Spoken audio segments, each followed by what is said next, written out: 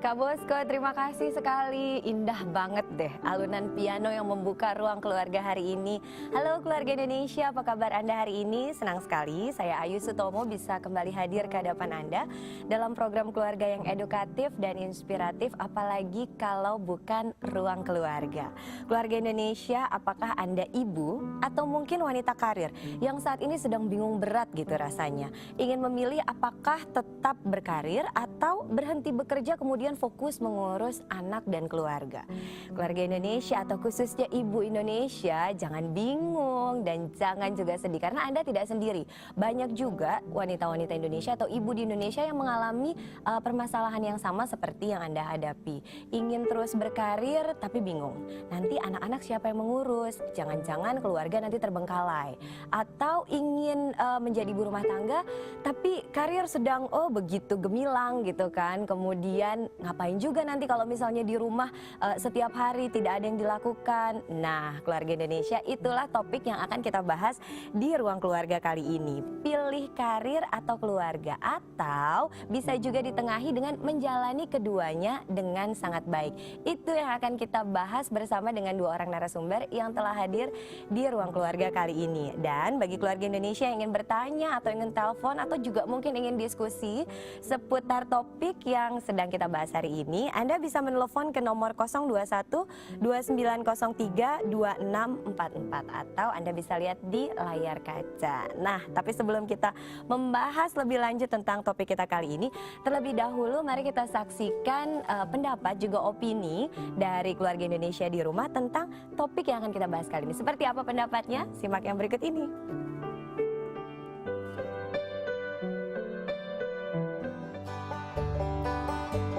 Dua-duanya boleh nggak?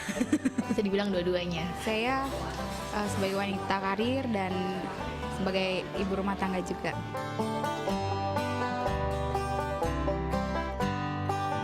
Enggak sih, nggak pernah bingung sih. Nggak sih, sekarang sih nggak ini lagi, nggak bingung lagi. Pernah sih, sebelumnya memang saat menentukan untuk berkarir, awalnya itu memang bingung antara saya harus berkarir enggak nih gitu, apakah saya harus jadi ibu rumah tangga aja. Tapi ternyata setelah berdiskusi saya memilih untuk berkarir. Emang jam kerjanya ya, kita harus pilih-pilih jam kerja juga kalau memang kita sudah berkeluarga.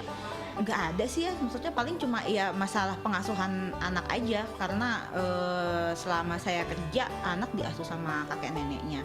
Problem lain antara hubungan sama suami sih nggak ada masalah, justru suami dukung banget untuk kerja. Paling kalau anak sakit ya Hampir nggak ada sih ya, itu paling itu aja sih, masalah sama anak aja. Kita nggak punya waktu untuk keluarga ya, untuk suami dan anak-anak gitu. Ilmu yang udah didapat nggak bisa dimanfaatin, nggak bisa pengembangan dirinya kurang, terus nggak ada penghasilan dong. Ilmu yang sudah kita punya itu tidak bisa diaplikasikan. ya kalau boleh milih dua-duanya sih tetap milih dua-duanya ya. Dua-duanya, soalnya selama ini saya rasa sih nggak ada masalah, cuma kan memang harus ada skala prioritas ya. Pilih dua-duanya.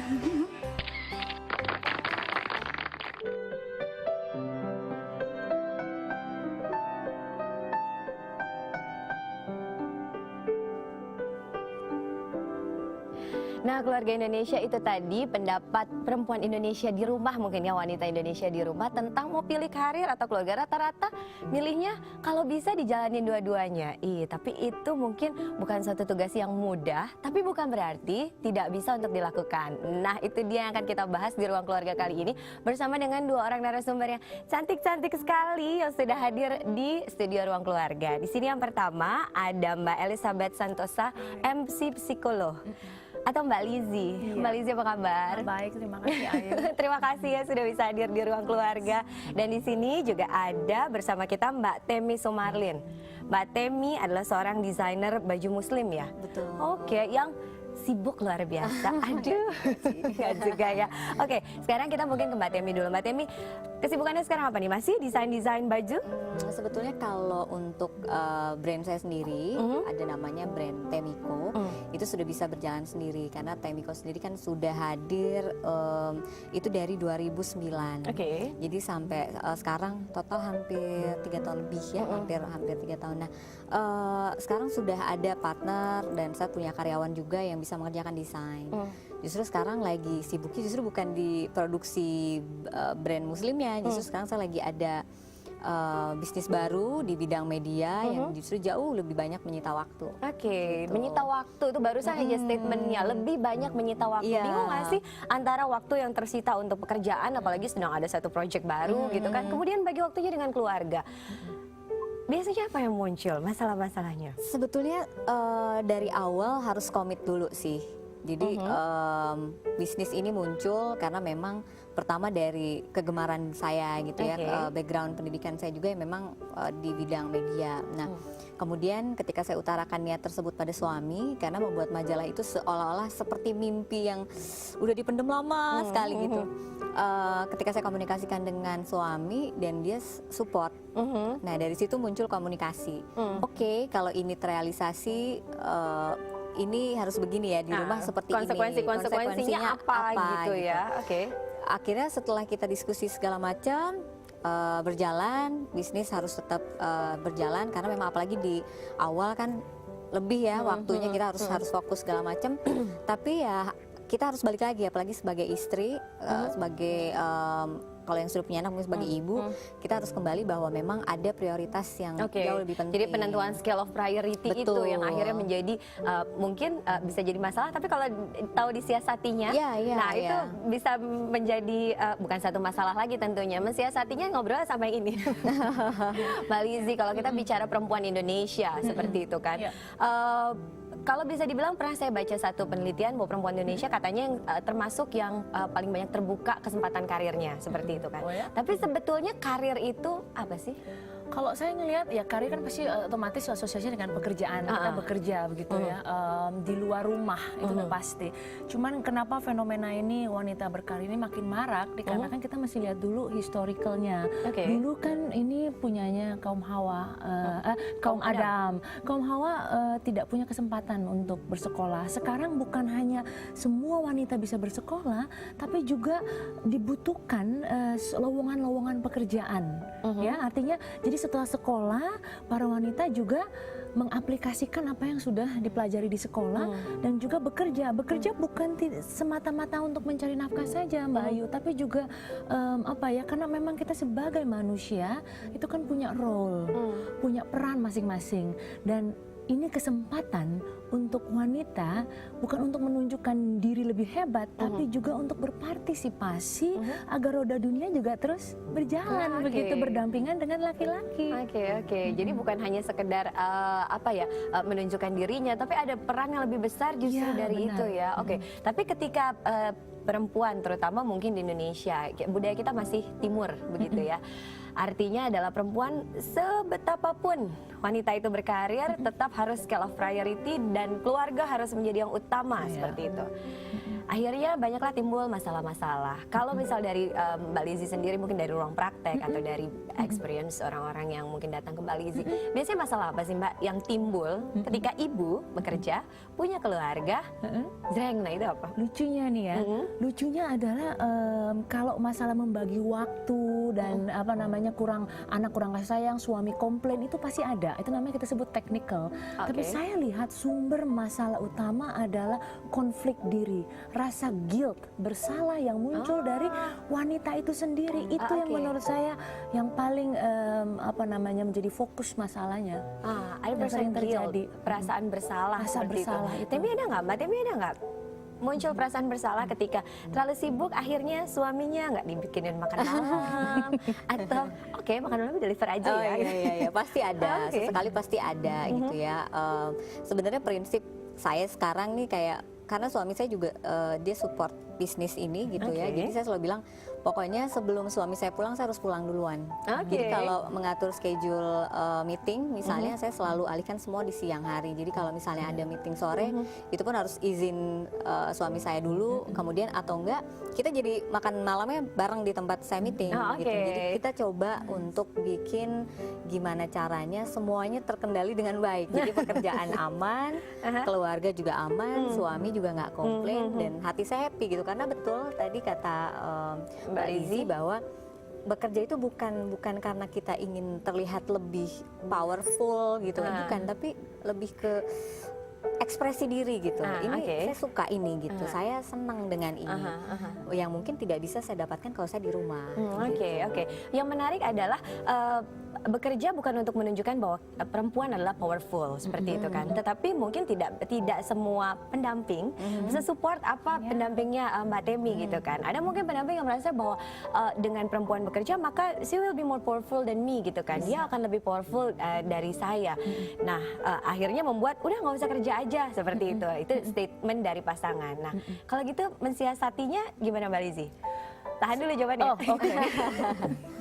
Ditahan dulu jawabannya karena keluarga Indonesia. Sebelum kita mendengarkan jawaban dari Mbak Lizzy tentang pertanyaan yang tadi itu, kami telah menyiapkan beberapa informasi untuk Anda yang sayang sekali untuk dilewatkan. Apa informasinya? Simak yang berikut ini.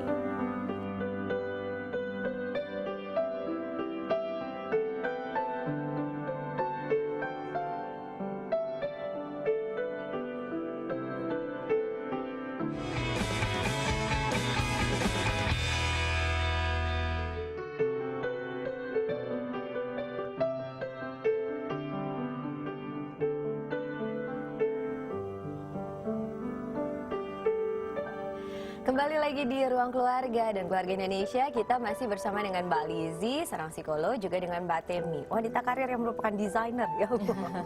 Oke, tadi kita menyambung pertanyaan yang sempat keputus. Lagi seru-serunya tapi harus dibilang informasi dulu. Gimana Mbak Lizzy?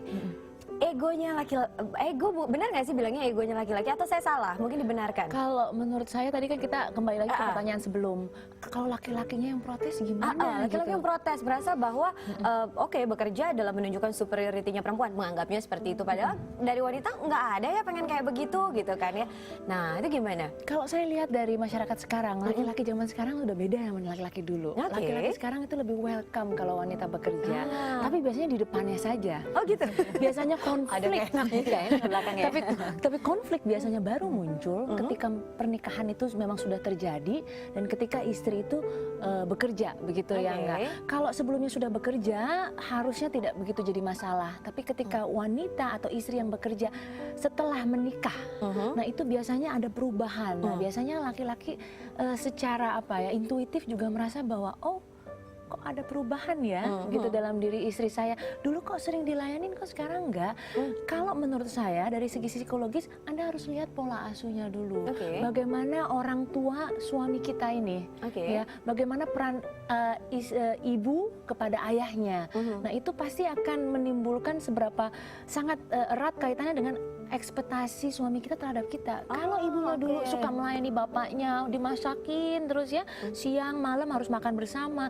Nah, suami kita juga pasti kemungkinan besar akan mengharapkan hal seperti itu. Nah, oke. Nah, jadi artinya suami istri perlu komunikasi secara terbuka begitu mengenai nilai-nilai keluarga yang sudah dimiliki sebelum menikah. oleh mereka sebelum menikah, kemudian membentuk value yang barukah atau apa itu harus dikomunikasikan seperti itu ya, sehingga benturan komunikasi karena yang satu pengen dilayani, yang satu merasa nggak superior, nggak bisa blok diminimalisir paling tidak begitu bisa Mbak. diminimalisir. Oke, menarik sekali ya keluarga Indonesia. Jadi intinya sebetulnya komunikasi, ngomong dong gitu ya.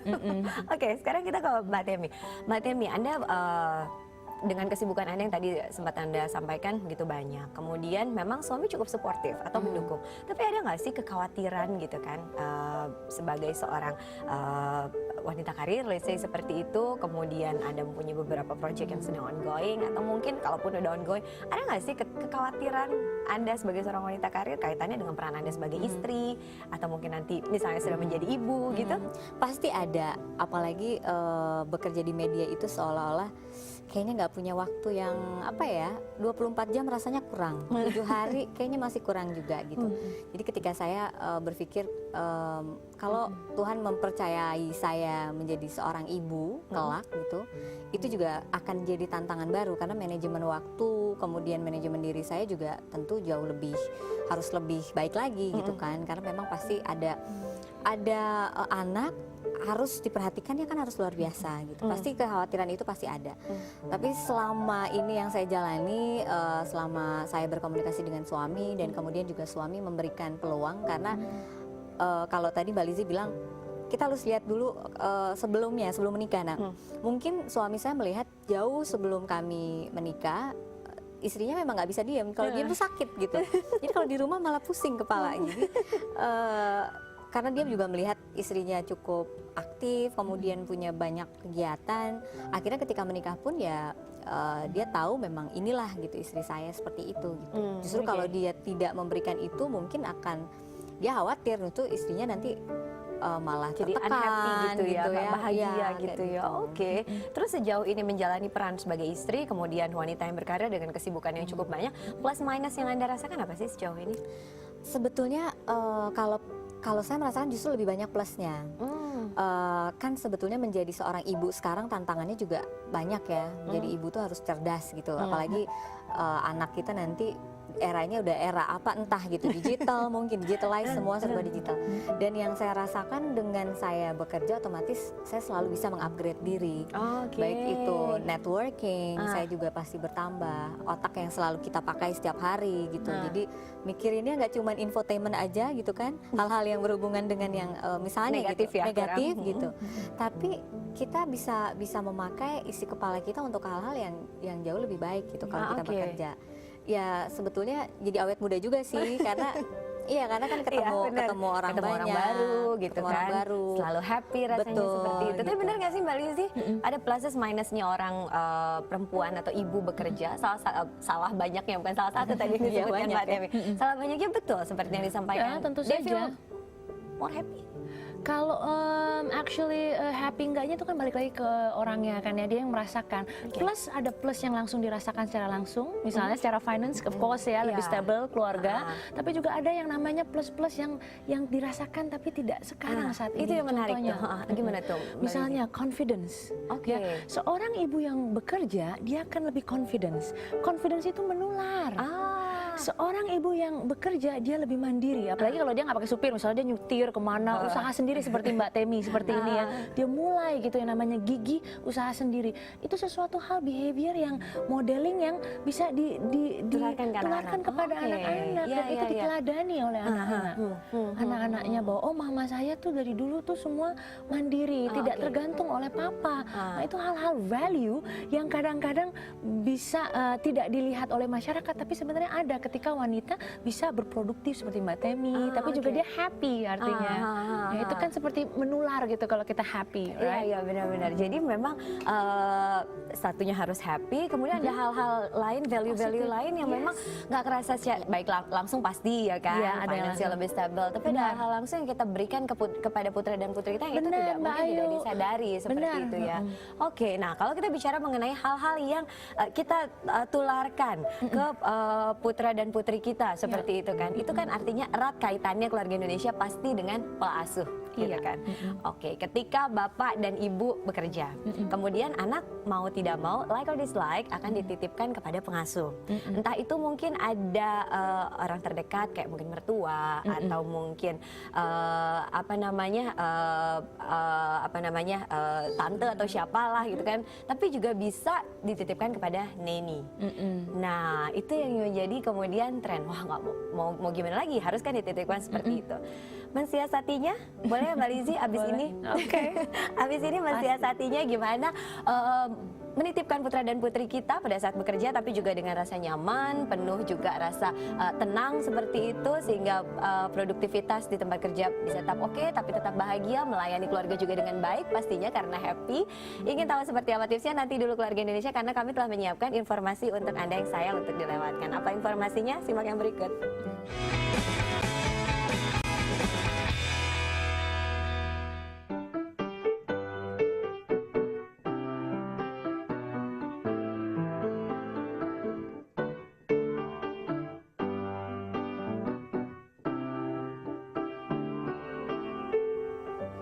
Keluarga Indonesia kembali lagi di Ruang Keluarga dan kita masih membahas tentang menjadi ibu bekerja atau di rumah saja atau bagaimana mensiasatinya dengan baik. Nah, masih juga bersama dengan dua orang narasumber kita, ada Mbak Lizzy dan juga Mbak Temi. Oke, tadi sampai di pertanyaan, ibu kerja, bapak kerja, anak gimana? Siapa yang ngasuh? Nah, loh.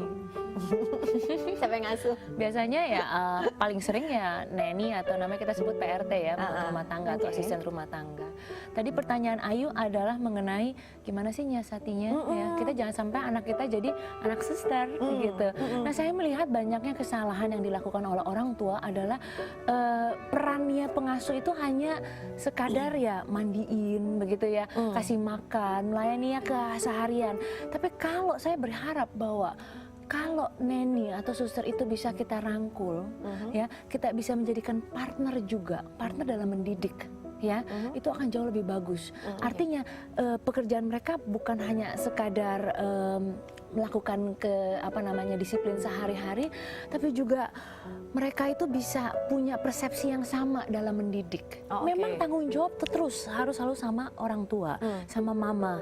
Tapi kan boleh kita sharing bahwa misalnya contohnya saja ya, saya berikan contoh.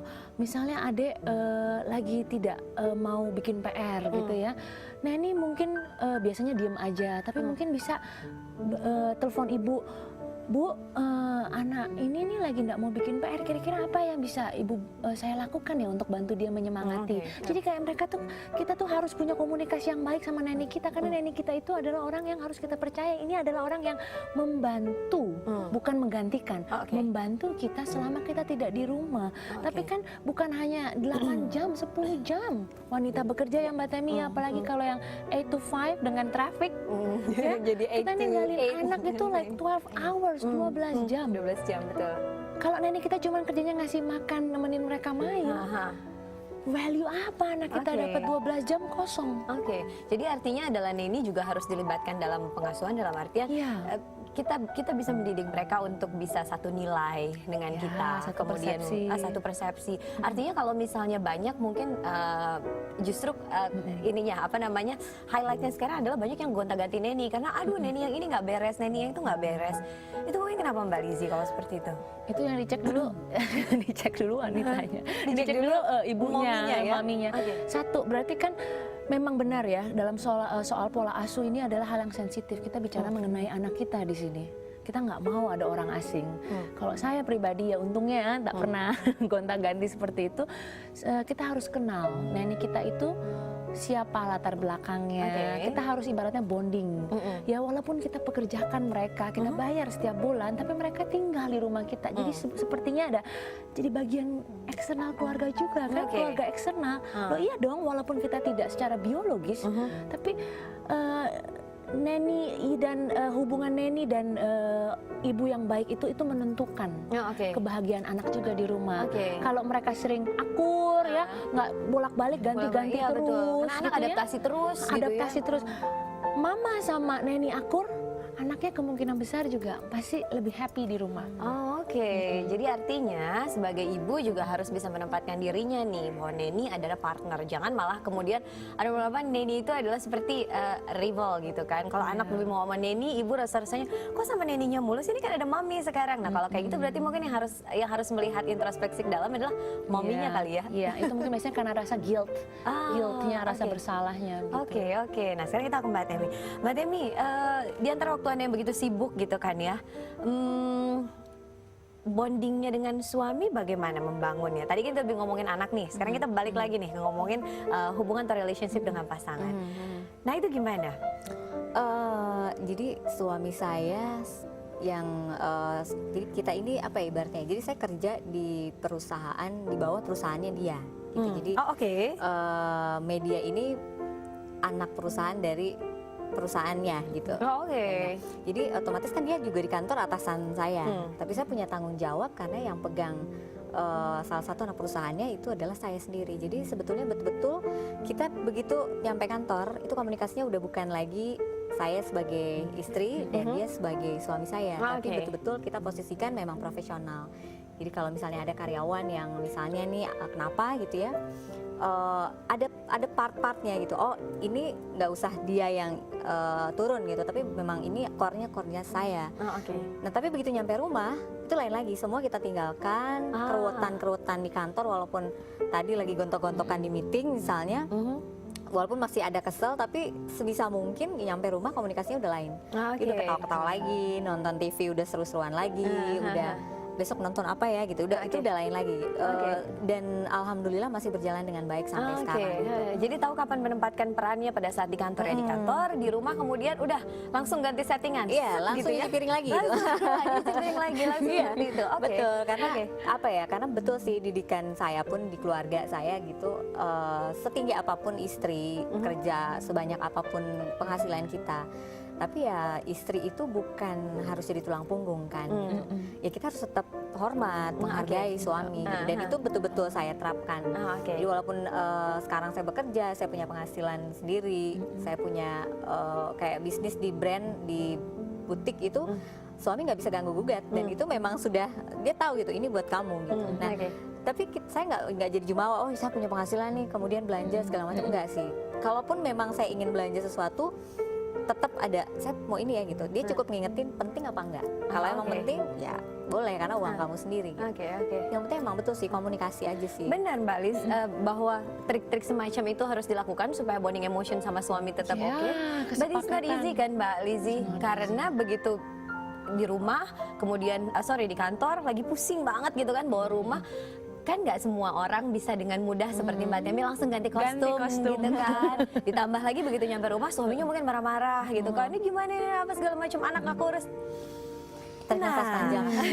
Apa yang harus dilakukan untuk menyeimbangkan terutama ketika berada dalam situasi seperti itu? Triknya gimana? Mbak Ayu tadi apa yang Mbak Ayu katakan itu benar sekali. Itu tantangan terbesar loh kalau sampai rumah, apalagi wanita sudah posisi karirnya makin tinggi, tuntutan pekerjaan makin banyak, anak rewel, suami komplain, rasanya gimana ya? Tapi apa yang tadi dikatakan oleh Mbak Temi ini sungguh bisa menjadi model juga buat kita. Ya, ingat tadi saya lihat kuncinya adalah dari Mbak Temi adalah respect suami. Ya. Kita nggak bisa bilang bahwa papi, nih Eka udah sampai rumah nih ya, diam aja deh. Kata suami, Eka juga kita juga di kantor juga capek gitu. Tapi langsung dia rendahkan diri sedikit gitu ya, dalam arti kata ya oke lah. Apa yang mau dibicarakan misalnya ya, langsung ada rasa dia lihat perannya sebagai ibu rumah tangga. Ini memang tantangan Mbak Ayu, tantangan apalagi kita dalam keadaan letih. Tapi ini justru good thingnya adalah kalau Anda bisa mastering ini skill sampai rumah, keadaan masih hai anak-anak, hai papi, hai mami, gitu semuanya ya.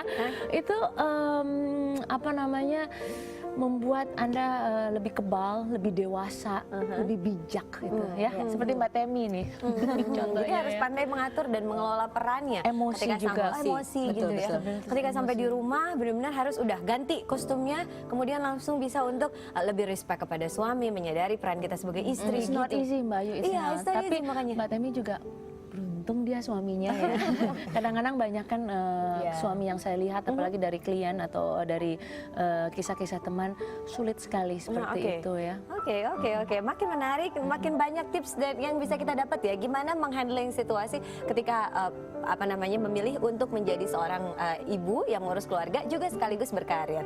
Nah, masih banyak tips yang akan dibagikan dan sekali lagi Keluarga Indonesia, kami mengundang Anda bagi Anda yang ingin bertanya seputar topik yang sedang kita bahas kali ini. Kami masih membuka kesempatan untuk bertanya atau diskusi atau mungkin sekedar memberikan opini Anda untuk telepon ke nomor 021 2903 2644.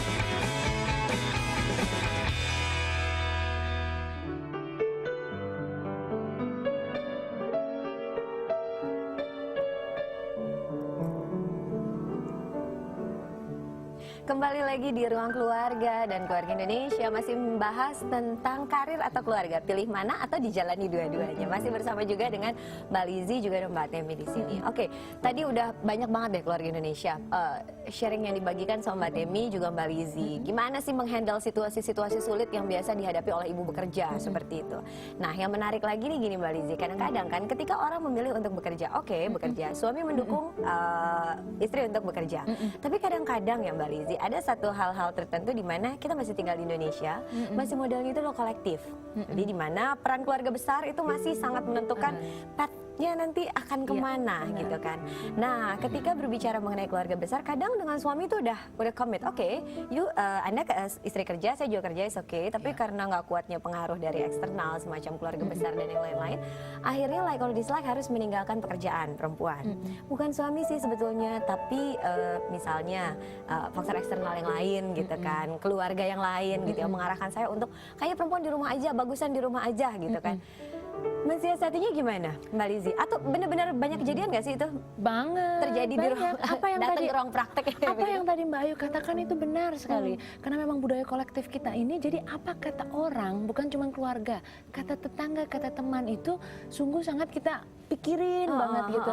Dan ya memang benar banyak sekali kasus seperti ini. Kalau saya ngelihatnya adalah memang dalam wanita karir itu masalahnya tadi yang pertama adalah guilt itu, yang kedua adalah kita ini sulit sekali mendobrak paradigma lama. Ini kan suatu paradigma bahwa istri itu statementnya lebih baik di rumah atau mengurus anak. Titik, nggak ada koma-koma atau kondisi. Kalau misalnya kondisi ini apa? Kok enggak? Statementnya itu sangat mengkungkung sekali dan mendobrak ini kita nggak bisa sendirian. Butuh waktu, butuh proses, mengubah mindset seseorang, mengubah mindset orang-orang yang mungkin berbicara negatif kepada kita pada saat kita memilih karir. Katanya, it's all about money ya. Katanya, about materialistic. Nah, banyak yang bilangnya seperti itu ya. Nah, menyiasatinya adalah di sini is very difficult. Memang ini difficult situation, apalagi di Asia, khususnya di Indonesia. Tapi saya cuma bisa ingatkan bahwa Anda harus tahu dan tetap kuat, pegang teguh alasan mengapa Anda ingin berkarir. Kalau memang alasannya adalah memang saya ingin membantu orang lain, misalnya menjadi dokter wanita, ya, pegang terus itu. Itu yang menjadikan Anda bisa seperti sekarang. Nah, masalah nanti ada kelas dan sebagainya, kita bisa perlahan, kita bisa bilang ke suami, kita bisa bilang kita butuh support, kita bisa baikin. Ada banyak caranya, tapi setiap wanita harus tahu dulu alasannya apa. Kalau alasannya kuat, meyakinkan dulu ya. Kalau alasannya kuat, saya rasa tidak ada yang bisa menghentikan. Benar Mbak Temi ya? betul. Tidak akan ada yang bisa menghentikan. Ketika alasan, kita jadi harus tahu dulu diri kita itu sebenarnya memilih untuk berkarir atas tujuan apa gitu kan bukan ya. karena apa cuman karena apa ya bosen di rumah begitu, itu kan berarti apa di rumah ada masalah. Nah, kayak model seperti yang tadi kita lihat kasus Mbak Temi ini, dia sudah determine dari awal bahwa saya memang harus berkarya. Harus berkarya gitu. Dan oke, menarik sekali. Masih mau nanya ke Mbak Temi sebentar, tapi katanya ada penelpon yang sudah bergabung dengan Ruang Keluarga hari ini. Kita sapa dulu penelponnya. Halo. Iya, selamat datang di Ruang Keluarga. Dengan siapa? Di mana? Dengan Arnis di Jakarta. Oke, Mbak Arnis di Jakarta. Silakan Mbak Arnis. Gini loh Ibu, saya mau tanya. Saya kan ibu baru. Saya baru punya anak, baru umur 2 tahun. Saya ini pengen kerja lagi, tapi saya nggak percaya sama orang untuk nitipin anak saya ini. Itu solusinya gimana ya biar saya bisa tetap kerja tapi saya bisa ngurus anak juga. Oke. Mbak Lizzy, mungkin ada pertanyaan yang mau ditambahkan Mbak Temi? Nggak cukup? Cukup. Ya, Oke Mbak Aris, terima kasih. Silahkan. Ini klasik, itu tadi juga udah sempat kita singgung ya sedikit ya. Masalah trust. Gimana caranya supaya bisa kerja tapi tetap percaya sama orang yang akan menjaga putra dan putri kita, apalagi 2 tahun lagi lucu-lucunya. Ini dilematik, memang dilematik. Tapi kalau misalnya saya boleh share, ini bukan dari segi profesional, tapi saya juga bisa share adalah tidak akan ada pernah orang yang cocok sama kita. Tidak akan ada yang pernah yang cocok sama kita. Kalau kita sudah defensif duluan bahwa tidak akan bisa dipercaya, kita harus kasih waktu dan kasih probation ya dong sama orang atau neni baru begitu ya. Kita minta tolong bantuan orang tua atau orang sekitarnya untuk ikut memonitor. Trust itu tidak bisa instan Ibu. Trust itu harus dibangun. Nah, ketika membangun itu Anda harus lowering down your defensive dulu, ya, open minded, tetap waspada, tapi kita jangan terlalu cepat judgmental dulu, ya. Kita lihat nanti apakah orang yang akan membantu kita di rumah sungguh memang bisa dipercaya apa tidak, karena itu butuh waktu. Kadang-kadang ibu-ibu sekarang maunya langsung dapat, langsung bisa dipercaya. Kalau bisa tahan kerja sama kita 5 sampai 10 tahun gitu.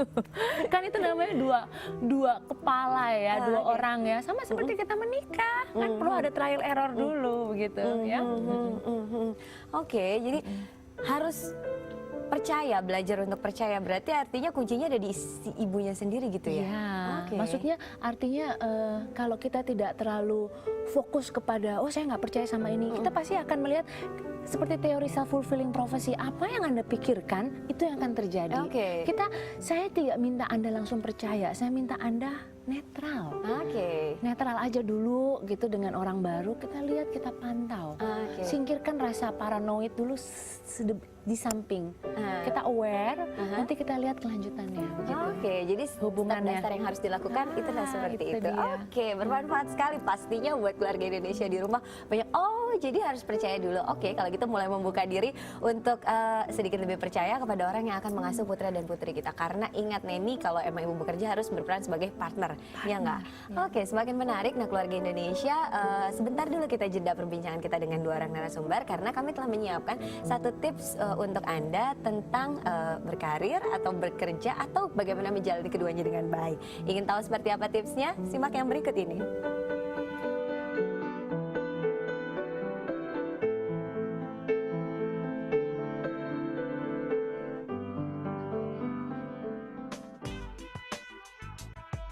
Tak mudah menjadi seorang ibu rumah tangga sekaligus ibu bekerja.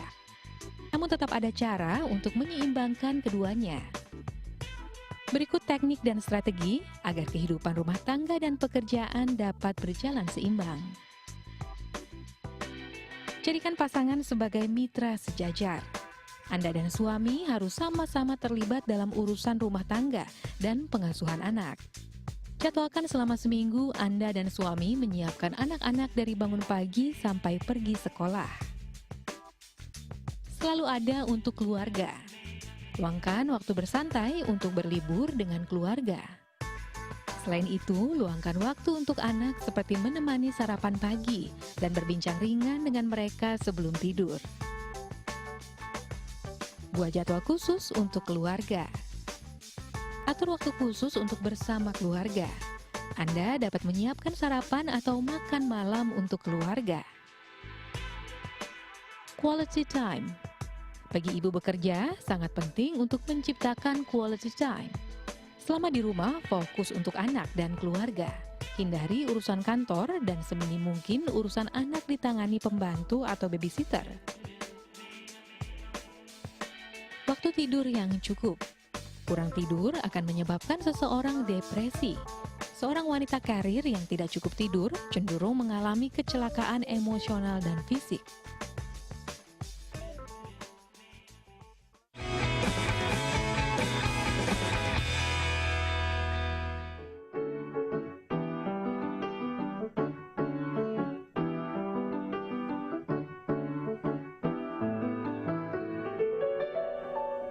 Kembali lagi di Ruang Keluarga dan masih bersama dengan Mbak Lizzy juga Mbak Temi. Seru banget deh keluarga Indonesia hari ini. Karena topiknya tuh menarik sekali kalau menurut saya. Tentunya mudah-mudahan untuk keluarga Indonesia di rumah. Nah, sekarang tadi membahas sedikit yang di awal juga di tengah segmen kita sempat dibahas sama Mbak Lizzy tentang perasaan guilt. Guilt yang muncul sebetulnya perasaan bersalah itu yang kadang-kadang harus di-manage oleh seorang ibu yang memilih untuk berkarir juga kemudian menjadi ibu di rumah, istri di rumah seperti itu ya. Nah, kadang manifestasi dari perasaan guilt itu kalau muncul ke anak-anak adalah memanjakan. Apa anak minta? Oh ya beli. Weekend kemana? Ayo kita keliling mall, kita borong semuanya. Kadang seperti itu yang muncul. Benar. Benar nggak sih? Sering terjadi seperti itu. Oke. Karena rasa guilt itu kita jadi misalnya cemburuan sama nenek kita yang seperti tadi Mbak Ayu sudah katakan, kita memanjakan anak kita seperti kita membayar waktu-waktu yang kita tidak bisa berikan kepada mereka dengan adik mau apa, mama belikan ya. Itu terjadi Mbak Ayu. Oke, Nah, itu oke. yang Harusnya gimana jadinya? Nah, kalau menurut saya kembalikan lagi kepada individu masing-masing. Oke. Saya melihat karir bukan dari pekerjaan semata atau mencari extra income gitu ya, atau hanya sekadar saya punya knowledge lalu saya pengen keaplikasikan. Tapi saya juga melihat bahwa setiap manusia termasuk saya dan Anda semua di sini punya peran itu tadi dalam dunia, dan bagaimana kita menjalankan peran kita. Peran kita wanita bukan hanya sebagai seorang ibu untuk anak biologis kita. Ada banyak loh, ribuan anak lain yang tidak memiliki orang tua, yang mungkin juga perlu disentuh juga, yang perlu juga butuh kasih sayang. Lah itulah akhirnya saya memilih peran saya dan menjalani hidup saya sebagai psikolog. Nah itu lebih kepada pendapat pribadi, lebih kepada Oke. Nah itu kan kalau misalnya anak udah bisa belum sih dikasih pemahaman bahwa mami kerja bukan hanya untuk ini, jadi nggak merasa bersalah, kemudian anak diberikan pemahaman bahwa ibu memang bekerja punya tujuan yang memang lebih panjang lagi, atau secara kognitif tidak, tapi anak dengan berjalannya waktu mereka akan lihat. Contoh, kalau orang tuanya dokter ya, dia berusaha untuk menyempatkan diri menemani anak, tapi malam-malam nih anak nih lihat nih jam 2 nih mami dipanggil nih, ada yang mau melahirkan dan harus datang jam 2 pagi misalnya, anak akan lihat bahwa oh ini loh, ibuku itu masuk di dalam karya dunia untuk membantu orang untuk melahirkan. Jadi secara tidak langsung ibu juga anak juga melihat perannya dalam modeling itu tidak di situ. perlu dibicarakan Mbak Ayu, ya, tapi juga dilihat dari perilaku itu yang modeling yang perlu kita berikan kepada anak-anak kita. Kalau terhadap pasangan suka muncul guilt nggak? Iya, pasti ya. Iya. Oke, Iya, gimana pasti. tuh munculnya seperti apa? Kemudian mensiasatinya gimana Mbak Temi? Iya, kalau misalnya tadi kadang kan ya ada aja sih ya, misalnya kita sudah plan kan nggak semua hal sesuai dengan plan yang sudah kita buat gitu, ada aja yang melencengnya gitu. Misalnya aduh harusnya weekend bareng suami nih, ternyata saya ada bisnis trip misalnya kemana gitu. Kadang ada perasaan seperti itu, tapi lagi-lagi gitu, karena itu sudah saya komunikasikan, ini gimana nih saya ada begini gitu, oke nggak apa-apa lah, nanti kita ganti hari lain. Nah tapi ketika kita di hari lain itu harus kita komit. Jadi ketika misalnya ada sesuatu yang ada di hari tersebut yang saya sudah komit dengan pasangan, ya saya pun harus komit dengan itu gitu. Ya alhamdulillah sih karena semuanya juga disampaikan dengan enak, dan suami saya juga melihat memang tujuan saya bekerja pun tidak hanya untuk diri saya sendiri, tapi memang untuk lingkungan juga. Saya punya misi sendiri bahwa dengan saya bikin media ini tuh ada manfaatnya untuk wanita di Indonesia gitu. Dia melihat visi dan misi yang cukup besar mungkin di pekerjaan saya, akhirnya jadi berjalan dengan baik. Oke, menarik sekali ya. Jadi guilt itu ya sebetulnya bukan perasaan yang harus ada di dalam diri seorang ibu bekerja. Normal ada, tetapi semuanya bisa disiasati, dan bagaimana kita manage perasaan bersalah itu sehingga tidak menjadi manifestasi perasaan-perasaan atau emosi-emosi negatif yang akhirnya berpengaruh pada keluarga, juga mungkin pada anak, pada pasangan seperti itu. Oke, terakhir mungkin ke Mbak Lizzy. Tips dong untuk ibu. Iya, untuk ibu bekerja, kemudian mungkin bisa disimpulkan dari pembicaraan kita selama 1 jam kebelakang tadi. Untuk ibu yang memutuskan untuk bekerja, tapi juga bisa mengurus anak dengan baik, keluarga dengan baik. Nah, benang merahnya, silakan. Satu, ini mungkin kabar baik untuk Anda, karena sekarang segala sesuatu tuh zaman sudah maju ya. Jadi ada banyak cara dan teknik untuk menyiasati kehilangan waktu yang tidak ada. Ada yang namanya baby monitor, CCTV yang bisa kita kontrol di kantor ya. Neni kita atau PRT juga bisa kasih foto untuk dokumentasi adik sedang apa. Jadi manfaatkan itu sebaik-baiknya supaya Anda bisa terus memonitor anak Anda, jadi mengurangi rasa bersalah Anda. Itu ada, fasilitas itu ada untuk membantu kita. Itu satu. Nah, yang kedua adalah tetap tanyakan juga pilihan Anda untuk berkarir ya. Saya berharap Anda tidak semata-mata memilih untuk berkarir hanya karena ego sendiri, tapi juga ada gambaran besar dan ada rancangan, ada tujuan besar yang bisa bermanfaat bukan hanya untuk kita, anak kita, keluarga, tapi juga untuk lingkungan kita. Saya rasa seperti itu. Oke, menarik sekali tipsnya. Terima kasih loh Mbak Lizzy, kemudian Mbak Temi sudah hadir di Ruang Keluarga. Mudah-mudahan perbincangan kita di hari ini bisa membawa banyak sekali manfaat, bukan hanya untuk kita yang ada di sini, tapi juga tentunya keluarga Indonesia di rumah. Dan keluarga Indonesia, terima kasih sekali sudah menyisihkan waktu Anda untuk menyaksikan Ruang Keluarga kali ini. Dan bagi Anda yang ingin mengirimkan kritik, saran, atau mungkin topik yang mungkin bisa kita bahas di Ruang Keluarga berikutnya, bisa Anda sampaikan via SMS ke 088981005000, atau Anda juga bisa bergabung di Facebook kami di DAI TV Indonesia. Dan akhirnya saya Ayu Sutomo mengucapkan banyak sekali terima kasih, dan jangan lupa saksikan terus Ruang Keluarga, karena keluarga adalah harta yang paling berharga dalam hidup kita. Terima kasih dan sampai jumpa.